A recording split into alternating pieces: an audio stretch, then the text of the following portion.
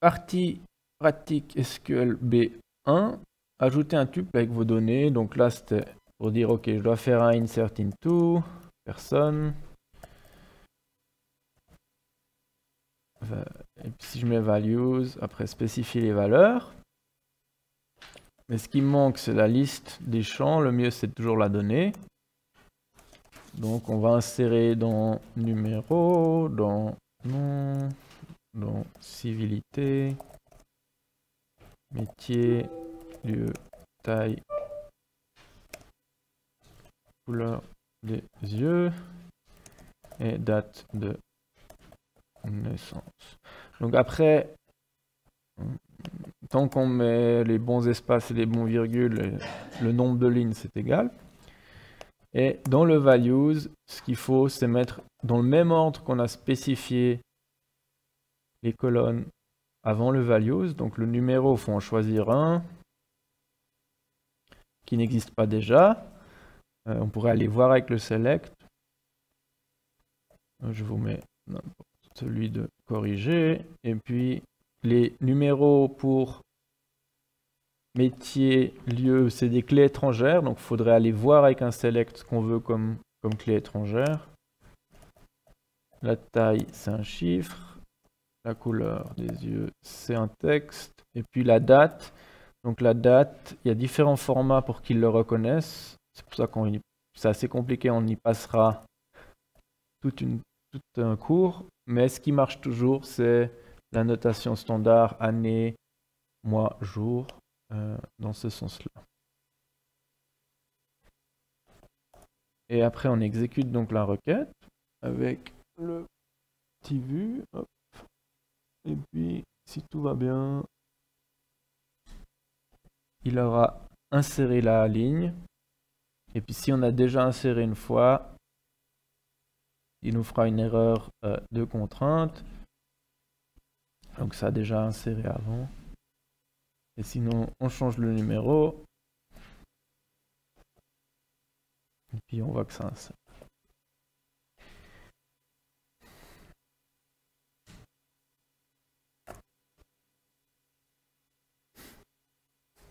Donc, augmenter de 2 cm la taille de toutes les personnes.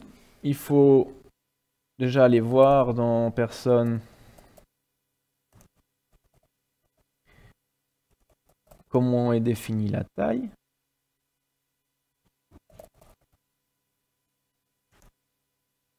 Donc on voit que la taille est donnée en mètres.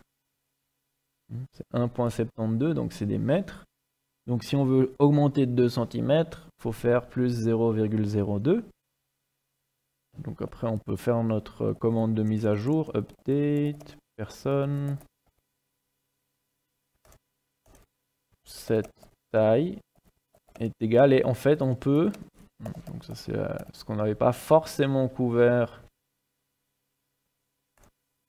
à la théorie. Donc, on peut bien sûr ajouter une valeur fixe dans une colonne, mais je peux aussi lire la valeur de la colonne, faire quelque chose avec, et puis stocker le résultat dans la colonne. Donc c'est là où c'est bizarre, le égal ici, c'est pas un égal d'égalité, c'est le égal d'affectation de ce qui est à droite, à gauche. Donc, ils utilisent le même symbole autant pour l'égalité quand c'est dans select, et puis comme une affectation quand c'est dans un update set.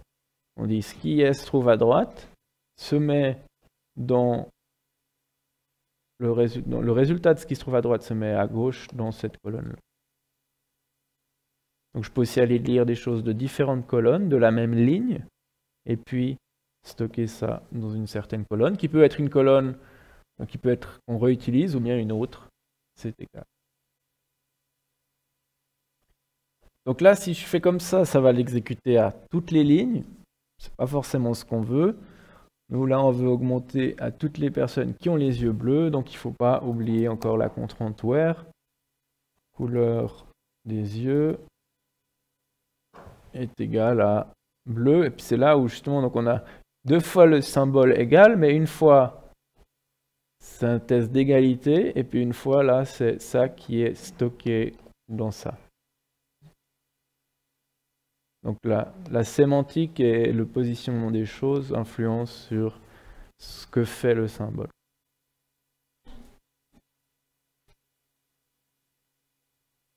Et si on exécute ça, on a 5 lignes mises à jour et pas 20, donc ça a fonctionné. Par contre, si je le réexécute, bah, ça va de nouveau ajouter 2 cm. Au fur et à mesure que je l'exécute, ils vont tous chaque fois grandir. Tous ceux qui ont les yeux bleus vont grandir de 2 cm. Je ne peux pas le faire plusieurs fois. Bah, je peux, mais j'aurais en fait, autant de fois que je l'aurais fait, j'aurais m'augmenter les personnes de 2 cm parce que ça prend la valeur actuelle, ça met plus 2, plus 0,02 et puis ça le stocke. Comme nouvelle réponse, et c'est la nouvelle valeur qui sera lue la prochaine fois qu'on sélectionne pour ces personnes-là l'information de leur taille.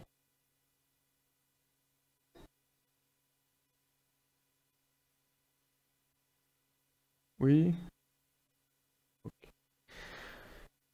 Exercice 4, on modifie cette fois, donc on change, on passe des commandes donc dites de langage de manipulation de données à la langage de définition des données et on va modifier notre table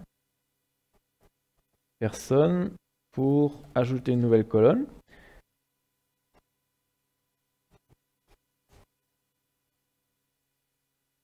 Et la commande c'est donc add. Et on doit fournir le nom de la colonne, par exemple genre, varchar, son type, 2, char 2, longueur 10 pour l'exercice, ça ira, le point virgule, et on exécute. Et maintenant, si on va regarder ce qu'il y a dans notre table, on voit qu'on a nos mêmes lignes, nos colonnes, et puis on a notre nouvelle colonne, et elle contient les valeurs nulles parce qu'il ne veut pas inventer des données.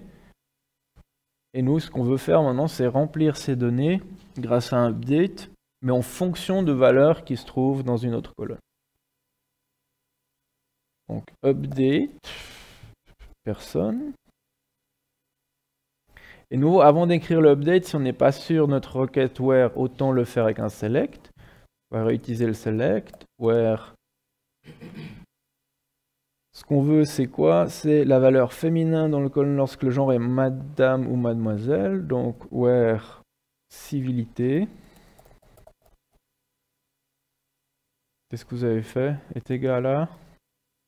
Ou bien in. Hein, il y en a donc les deux manières d'écrire. La manière courte, c'est avec le in, mademoiselle, mais qui est équivalent à dire civilité égale à l'un ou bien civilité égale à l'autre.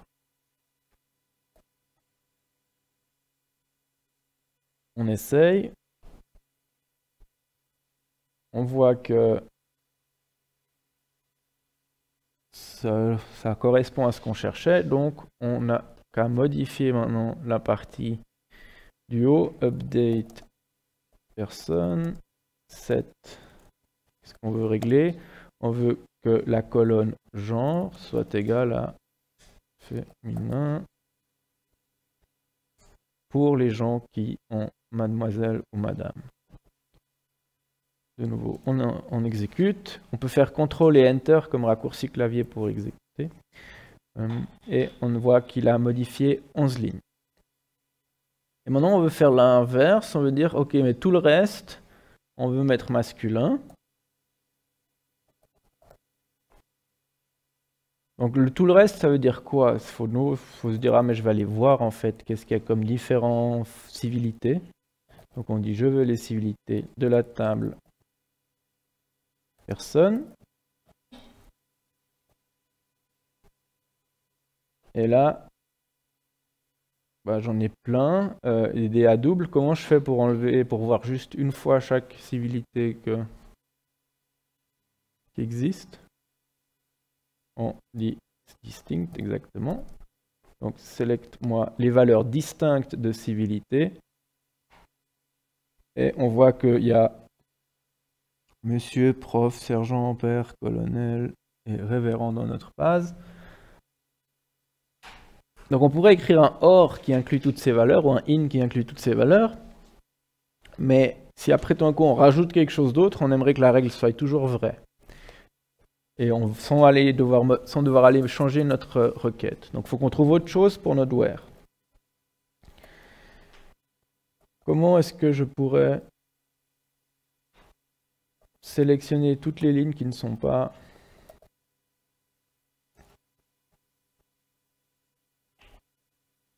toutes celles qui ne sont pas madame et mademoiselle?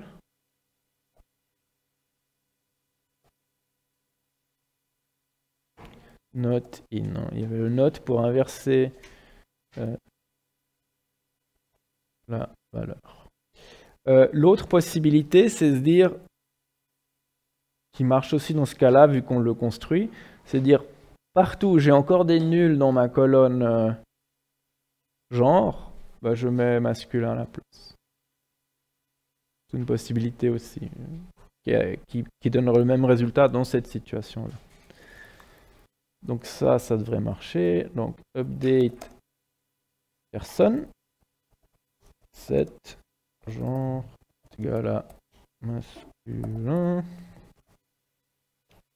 On vérifie notre syntaxe. Stack where. Ok, les points virgules. Ctrl Enter. Ça exécute et on est bon.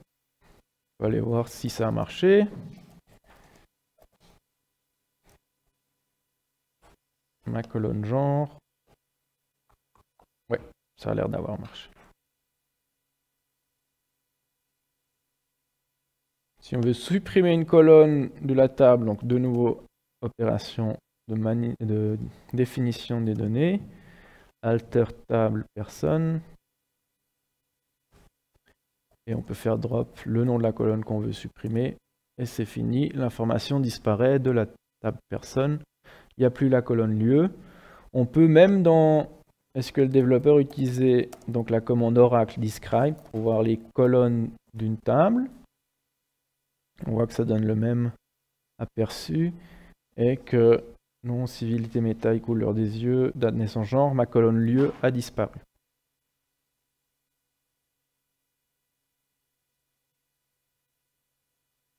Finalement, si on veut plus du tout, on peut supprimer la table.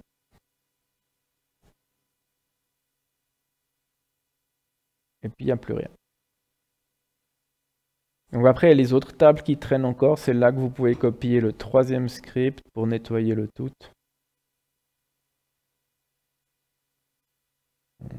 On copie le contenu du fichier clean. Puis après, on peut recommencer si on veut. Mais on a tout nettoyé.